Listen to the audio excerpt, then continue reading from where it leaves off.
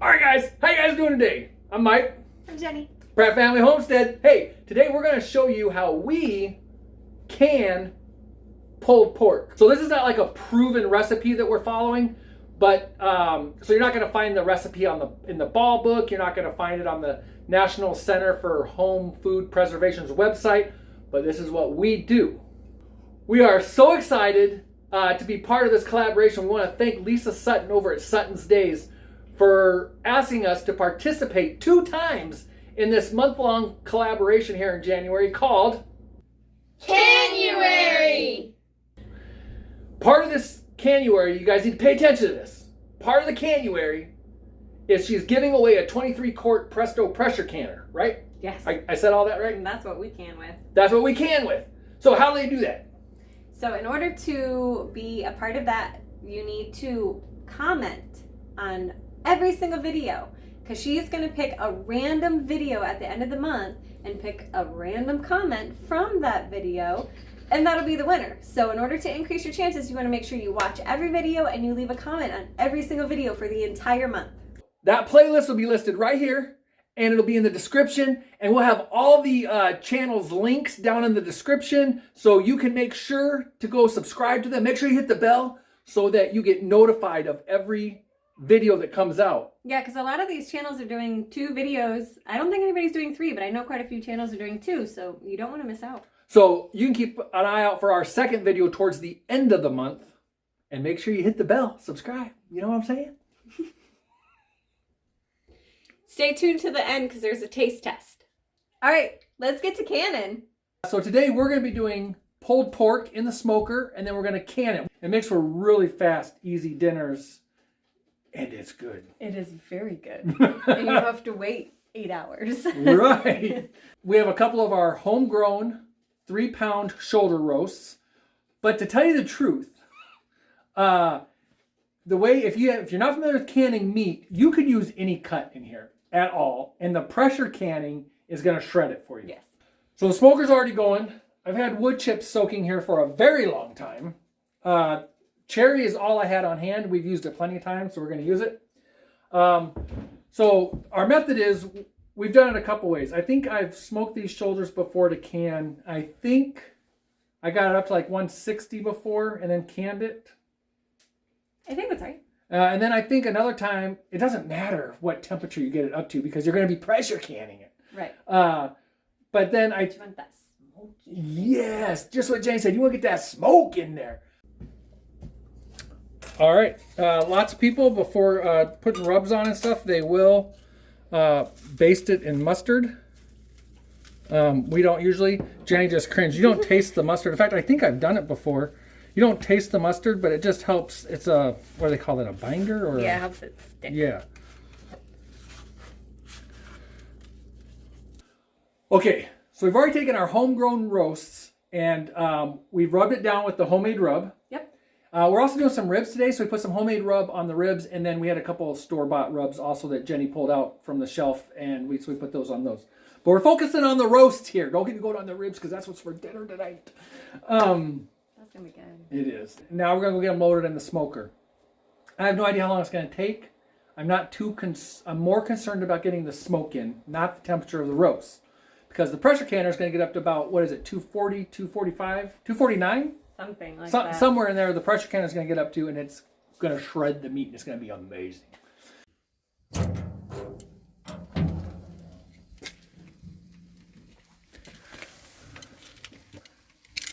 This particular smoker, you're supposed to put the water in down here, but I found my chips wouldn't get, it would take a long time for the chips to get going, and I've burned a hole in the bottom of this little bowl, so I have some tin foil down right now, so we'll see how it goes.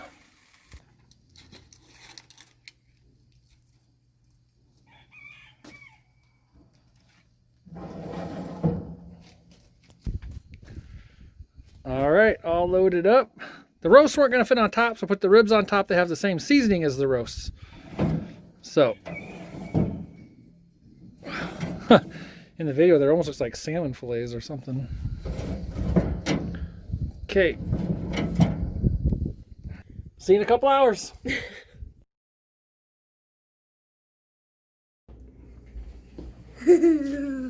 All right, guys. It has gotten late tonight, so I'm going to wrap these up. They got up to about 150 degrees. I'll show them to you here in a second. One's like 147, the other's like 148. I forget what it is. But we've run out of time tonight. So this is actually going to work out really well. So we're actually going to wrap these, let all that moisture stay in there like you'd let a roast rest. And then we'll cut this up tomorrow cold and then go ahead and can it. I think that's going to work out really good, but we really don't have a choice. We've run out of time. So here they are. There they are. They look fantastic. They're only at, like I said, 150 degrees, but that doesn't matter too much because, like we talked about already, the pressure canner's taking these up to like 250 anyways. Whatever it is, 245, 250. What do you see, babe? Squish. Yep. So we're going to get these wrapped up real quick into some foil, and I'll let them sit out on the counter and cool off for a while, and then we'll put them in the fridge overnight. Oh, shiny They look amazing. Did you just lick your finger? After I touched it, I licked my finger. And then you touched it. You touched it again. I didn't touch it. I pointed. I didn't actually touch it. I'd be licking my finger again if I touched it. Also canning green beans today. All right. So we'll see you in the morning. Or probably late afternoon by the time we get to it tomorrow. All right. This thing looks beautiful. We want to end up cutting these into 1.5 to 2 inch cubes or smaller. Oh, bone right here. We definitely want to keep the bone out. I might nibble on some of this a little later.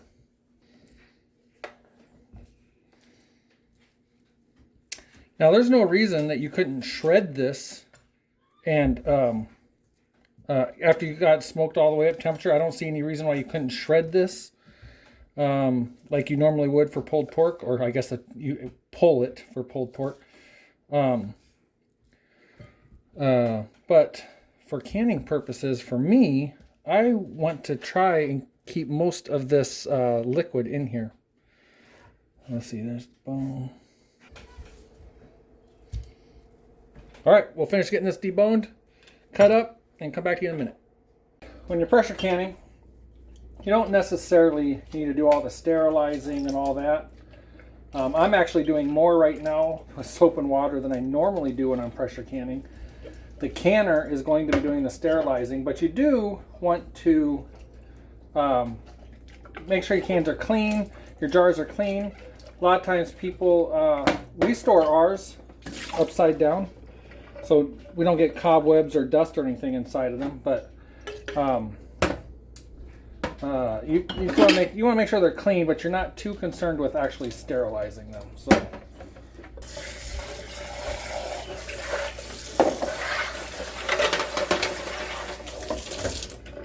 Okay, we're gonna put 2 inches of water into the canner, but since everything is cold, we're gonna do like cold, cool water, and then we'll turn it on once the jars are in there so we don't shatter any jars. We are also going to be bringing this all up to temp from cold. So I'm not too worried about hot jars and pouring in boiling liquid into there. So we're just going to pack it, put some liquid in there, probably water, and get it in the canner and let the canner bring everything up to temp and start its thing.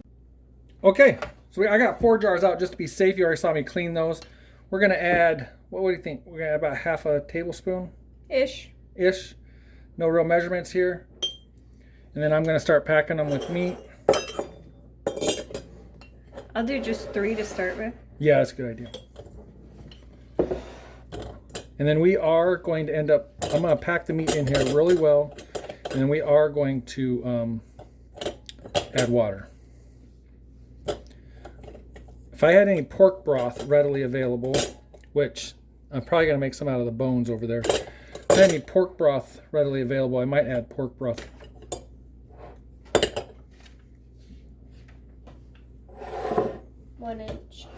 Okay, so we're looking for a 1-inch headspace here, which you can use this handy dandy tool. And it looks like we are at 1 inch. I could probably pack 1 or 2 more pieces in there. Looks like there might be a couple extra snacky pieces here. DJ's pumping his arms.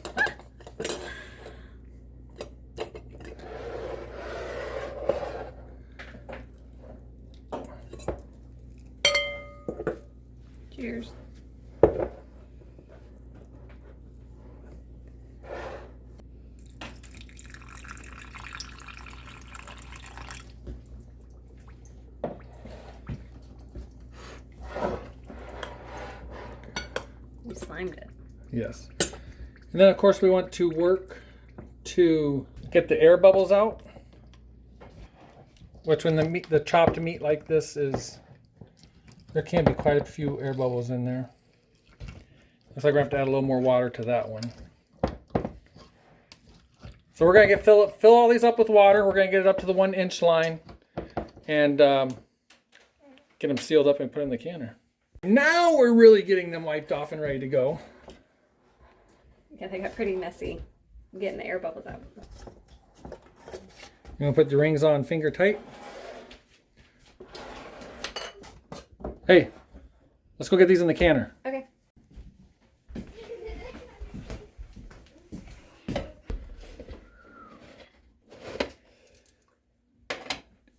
So first of all, you need to find your elevation for where you live. That will depend on how much pressure you're going to can with. Yep. So Somerset is 1,070 feet, and we know that we're higher than that because we have to go downhill to get into Somerset. So we're at a higher elevation than that. So for a dialed gauge, we are supposed to pressure can at 11 pounds. 0 to 2,000 feet is 11 pounds. And then for a weighted gauge, we can't do 11 pounds.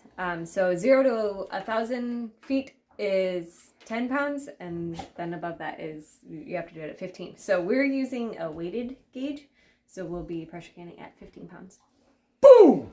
So what you're looking for is for steam to be coming out of here, and you want it to be a nice, strong, steady steam, kind of like you'd think of like a train. Nice, strong, steady stream. And then usually this will end up popping beforehand. But once you see that steady stream, you wait 10 minutes and then you will put your weight on there. And this, you do want this to pop up to ensure that you do have a good seal on your canner. Okay, for some reason it is really hard to see, but there is definitely steam coming out of here. Woo! But yeah, it's not coming out on camera. This has popped up. So we're going to go ahead. This has been venting for about 10 minutes. We're going to drop the weight on. Whew, that got quieter. When this starts rattling, that's when we'll start our time. All right, we got some rattling going on. If you're doing pints like we are, 75 minutes. If you're doing quarts, it's 90 minst. It's time to let this thing depressurize. Oh, hey! So what we got to do, Jenny?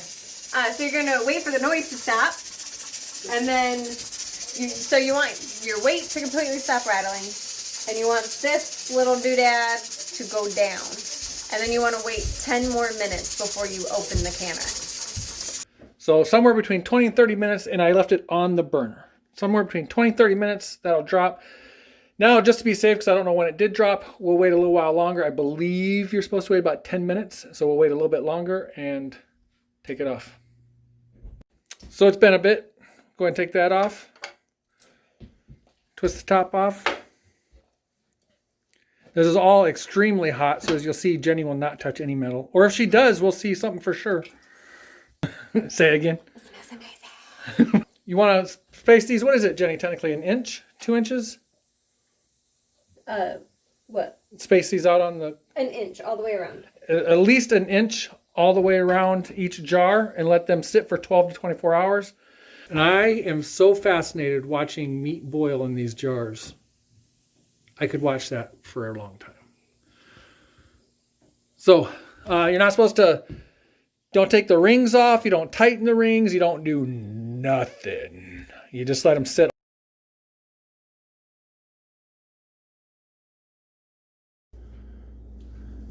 So I just ran these under hot water. I took the rings off and ran them under hot water and wiped them down with a rag just to get the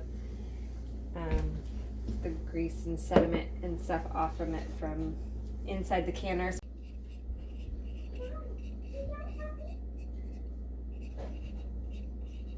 All right, we've got 2 pints left here, so we're going to move the, this is 2020 also, so not all that big of a deal, but we are going to stack behind.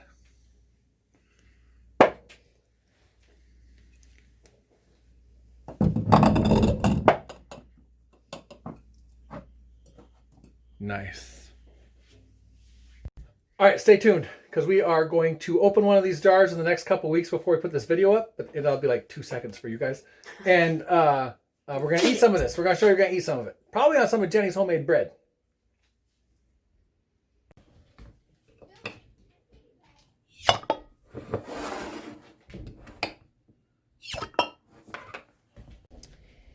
So all this is just like the fat. It's like that because it's a little bit colder in our pantry, so it's kind of solidified a little bit. But we'll just end up putting it in the pan and just letting it cook in that. Oh yeah, that's a whole bunch of goodness right there. And I'm trying to like get like down here. You can see it's got a nice. Woo! Okay, I'm gonna put it in this jar because otherwise I'm gonna make a mess. Look at the way it's just falling apart. And you'll really see it when we get in the pan. Yeah, I mean you can. I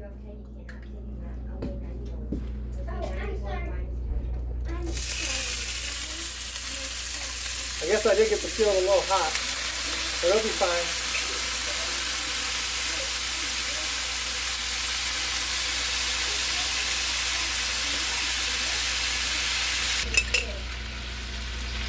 Always, there's always one piece in the middle of the jar. Sometimes I will rinse these jars out just with a couple drops of water and dump that in there with the meat as well. Oh yeah. You want to make sure that you cook, especially canned meats.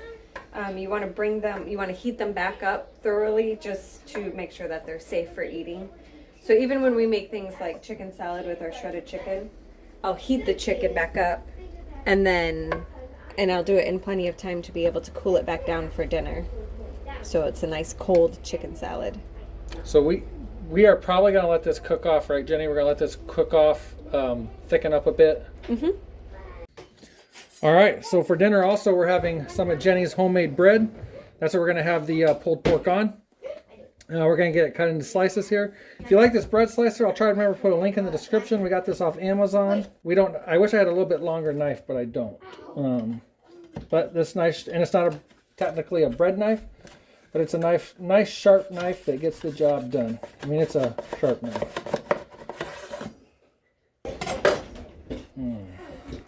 Oh, got a hole in this bread. Had an air bubble that I didn't get out. Had an air bubble, but oh yeah. But hey, we could just pack food into there. All right, Jeni, just turn it off. Look at all that. A lot of that liquid boiled off, and it's ready to eat. It smells fantastic. Hungry? Yeah. Always? Yeah. Right. All right, that bread did a fantastic job of falling apart with that air pocket. You can see these pieces aren't bad. Well, they're not bad at all. So I told Jeni I would go ahead and have an open-faced sandwich, but I think everybody else is kind of too. Yeah, the two little kids, they can have regular sandwiches. It'd be a little bit easier for them. But. If you guys remember, when we were doing the canning, Jeni was talking about how we use 3 cans per meal. How many cans we use today? 2. So these sandwiches are going to look a little bit skimpy, but there's good wholesome bread and everything else. We'll get full, no problem. But a little bit skimpy. I didn't even think of that. It's no big deal. We're eating dinner, aren't we? Okay, ready?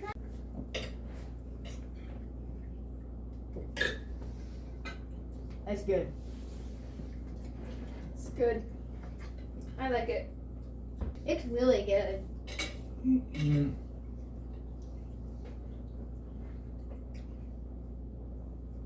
It is real good. It's but I can taste the smokiness. Mm-hmm. The smokiness for sure came through, so that was good.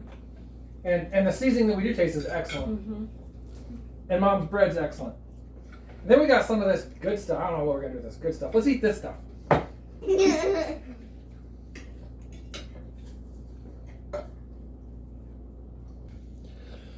Thank you for watching our Cayenne Pepper.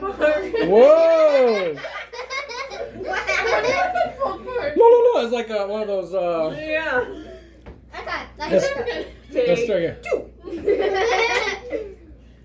Thank you for watching our canned pulled pork video.